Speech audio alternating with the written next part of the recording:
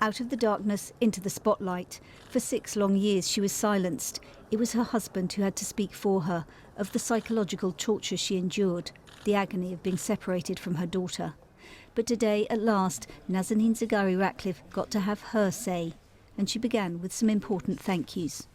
My amazing husband, who has been tirelessly campaigning for me, so thank you so much. And my daughter for being very, very patient with mummy to be coming home. So I am so grateful.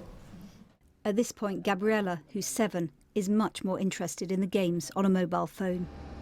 Nazanin flew home in the early hours of Thursday morning, along with another British national, Anousheh Achouri, after the UK repaid a long overdue military debt. But she wasn't keen to give the government any credit today.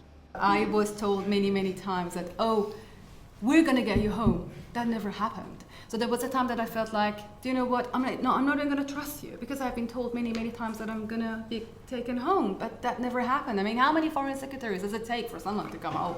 5? It should have been one of them eventually. So now here we are. What's happened now should have happened 6 years ago. She didn't want to answer questions about the detail of her prison ordeal, including solitary confinement. It will always haunt me.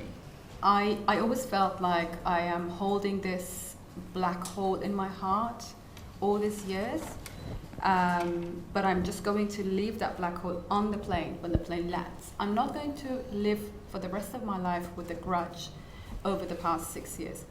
Can I ask how you felt as you walked down the steps of that plane at Brize Norton? Is it too early to say what the future now holds? It's very early to think what is going to happen next. That moment was precious. I have been waiting for that moment for such a long time, and I was overwhelmed, specifically to get to know Gabriella and Richard after such a long time. It was a very, very emotional moment. But I don't know. We will see what happens in the future. I think it's too early for me to think about that. I'm just enjoying the moment at the moment. At Nazanin's request, the daughter of a British-born Iranian left behind in Tehran was there too.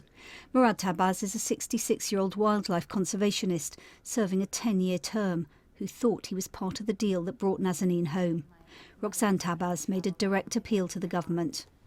To Prime Minister Johnson and Foreign Secretary Truss, we beg you to please stand by your word and bring back both of my parents, my father and my mother.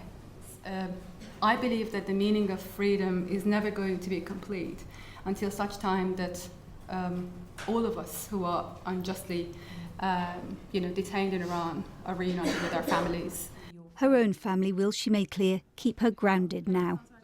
Gabriella told me on the phone one day, I was still in Iran, that, Mummy, you do realize that you are very famous, and then it's me, and then it's Daddy. Okay, fine. And then I said, okay, it's not good to be famous, because, you want to have a normal life, and, just to have a... And she was like, oh, you're not going to be famous forever, maximum a week.